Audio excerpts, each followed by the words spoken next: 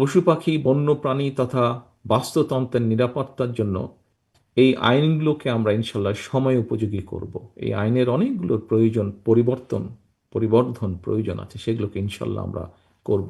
শুধু আইন করে প্রাণীর আহার, আবাস, নিবাস নিশ্চিত করা, যা আজকে নিশ্চিত করার জন্য আমরা কিছু সংখ্যক মানুষ এখানে একত্রিত হয়েছে, যে প্রায় 1 দশক আগে তাদের যে রিপোর্ট আছে, সেই রিপোর্টে বলা হয়েছে যে এই দেশে 1600-র বেশি প্রজাতি প্রাণী রয়েছে।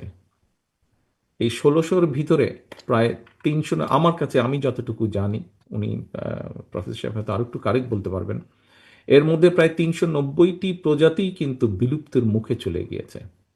এবং এটা শুধু বাংলাদেশেই নয়, বিশ্বের আরো অনেক দেশেই কিন্তু মানুষের সৃষ্টি পরিস্থিতির কারণে অনেক প্রজাতির অস্তিত্ব হুমকির সম্মুখীন আজকে।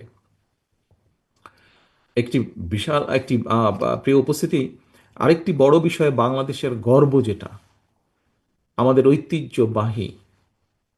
ঐতিহ্যের প্রতীক রয়্যাল বেঙ্গল টাইগার, এটিও আজ এখানে আলোচিত হয়েছে। সময়ের সাথে সাথে এই বাঘও এখন মনে হয় বিলুপ্ত প্রজাতির তালিকায় খুব সম্ভব স্থান করে নিচ্ছে। আমার যতটুকু মনে আছে, যতটুকু দেখেছি আমি, ধারণা আছে 80-র দশকে বাংলাদেশে সুন্দরবনে বাঘের সংখ্যা ছিল খুব সম্ভবত 400-রও বেশি, প্রায় 500-র কাছাকাছি। সর্বশেষ যেই জরিপটা হয়েছে, সেই জরিপে যতটুকু আমার ধারণা আছে, সেই বাঘের সংখ্যা কমতে কমতে কমতে এখন 100-র কাছাকাছি এসে দাঁড়িয়েছে।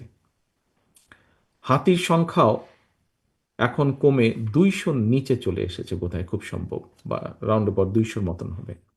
ঠিক এইভাবে বাংলাদেশের আরো অনেক প্রাণী কিন্তু ধীরে ধীরে যুক্ত হচ্ছে এই বিলুপ্ত প্রজাতির তালিকায়। জনসংখ্যা বৃদ্ধি, জলবায়ুর পরিবর্তন, আনপ্ল্যান্ড নগরায়ন, নদী জলভূমি ভরাট, বন উজাড় সহ নানা কারণে, যেগুলো এর ভেতরেই আলোচকবৃন্দ আলোচনা করেছেন, নানা কারণে একদিকে জীব বৈচিত্র্য যেরকম হুমকির মুখে পড়ছে, ঠিক একইভাবে বন্য প্রাণী পাচারের ঘটনাও কিন্তু বেশ উদ্বেগজনক হারে কিন্তু বাড়ছে।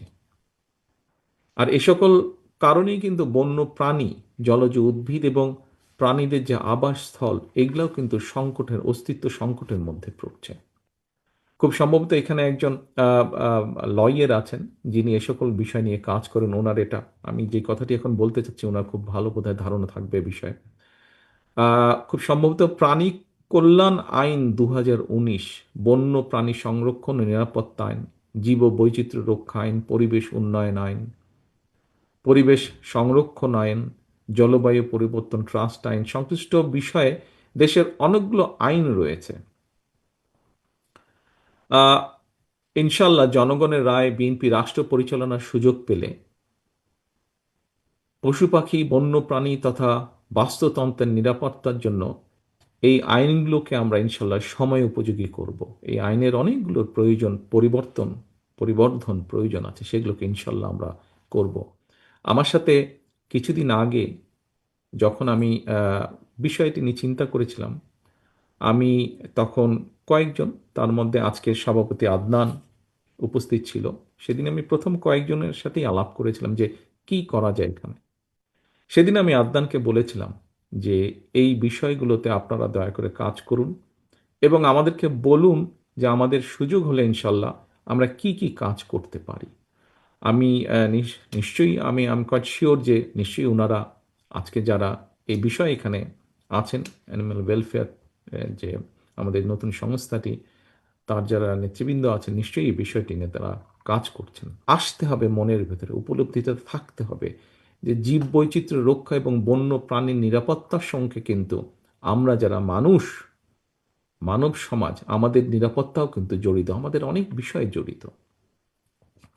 সম্মানিত সুধীবৃন্দ, বিভিন্ন দল ভিন্ন মত কিংবা অবৈধভাবে লোভ লালসার আশায়, যেখানে মানুষের প্রতি মমত্ববোধের একটা অভাব প্রকট হয়ে উঠছে, সেখানে পশু পাখি কিংবা বন্য প্রাণীর প্রতি মমত্ববোধের কথা হয়তো অনাহত ভাবার মতন মনে হতে পারে, যে যেখানে মানুষেরই বিষয়, সেখানে হঠাৎ করে পশু পাখি নেই।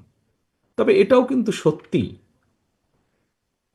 পশু পাখি কুকুর বিড়াল হাতি কিংবা বাঘ অর্থাৎ প্রাণীর প্রতি মানুষের হৃদয় অনুভবের স্থান তৈরি যদি না হয়, শুধু আইন করে প্রাণীর আহার আবাস নিবাস নিশ্চিত করা, যা আজকে নিশ্চিত করার জন্য আমরা কিছু সংখ্যক মানুষ এখানে একত্রিত হয়েছে, যে বিষয়গুলো নিয়ে আমরা কনসার্ন এক্সপ্রেস করছি, আমরা যদি এই কনসাসনেসটা মানুষের মধ্যে যে অনুভূতিটা যদি আমরা তৈরি করতে না পারি, তাহলে শুধু এই প্রাণীর আইন করে প্রাণীর আহার নিবাস তাদের নিরাপত্তা নিশ্চিত, এই সবগুলো বিষয় কিন্তু অত্যন্ত কঠিন হবে।